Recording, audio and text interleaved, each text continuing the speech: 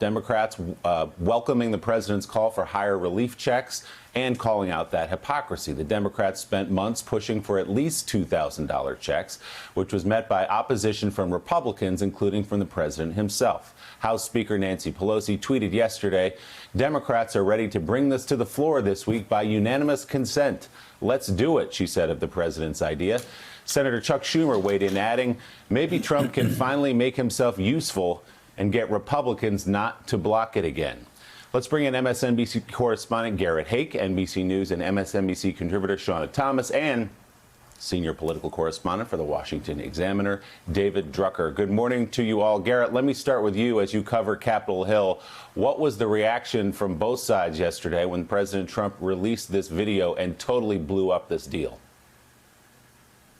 Yeah, I mean, this could not have been a bigger debacle for Republicans, who barely were able to get this bill over the finish line in the Senate with the $600 checks that were in it. Remember, everyone left town after this bill passed. I was on the Hill all day yesterday. I did not see a single other lawmaker around. They fired off their press releases in the middle of the night before, praising the bipartisan nature of this deal, which 92 senators vote for, and then they left. For Democrats, I mean, they're effectively dancing in the streets at this. For number one, the potential option to actually get these larger checks across the finish line. Rashida Tlaib last night tweeted a picture of the one-page amendment that will be filed here to try to up this number to $2,000, or, barring that, to completely embarrass all the Republicans who ran on and talked about wanting smaller checks or no checks at all. I'm thinking about Ron Johnson, the senator from Wisconsin, who twice stood up in the Senate to block proposals to raise the check amount to $1,200. And this doesn't even get into Georgia, which you played that ad at the top of the show.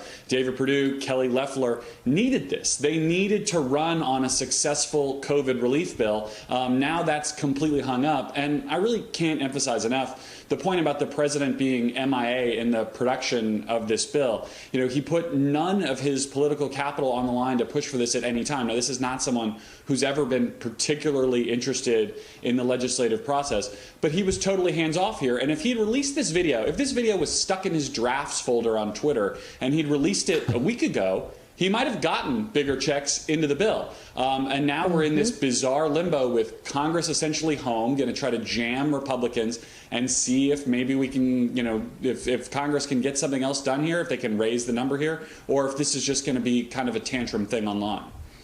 So, Garrett, what happens next, though? You started to answer the question. The senators are home. Congress is gone. They feel like they had the deal. They just needed the president to put his stamp on it. So what happens at this point if the president says, I'm not signing that bill? Is everybody coming back to try to get to $2,000 on the checks? Is that realistic?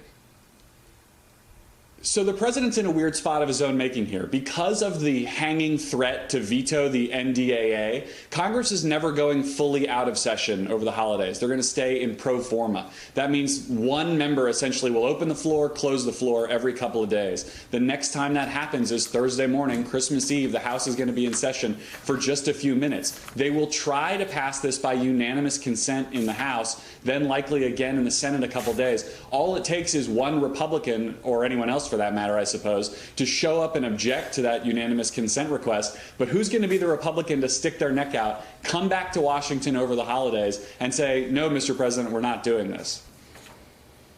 Garrett Haake, thank you so much for your coverage this morning. Thanks for checking out MSNBC on YouTube, and make sure you subscribe to stay up to date on the day's biggest stories. And you can click on any of the videos around us to watch more from Morning Joe and MSNBC. Thanks so much for watching.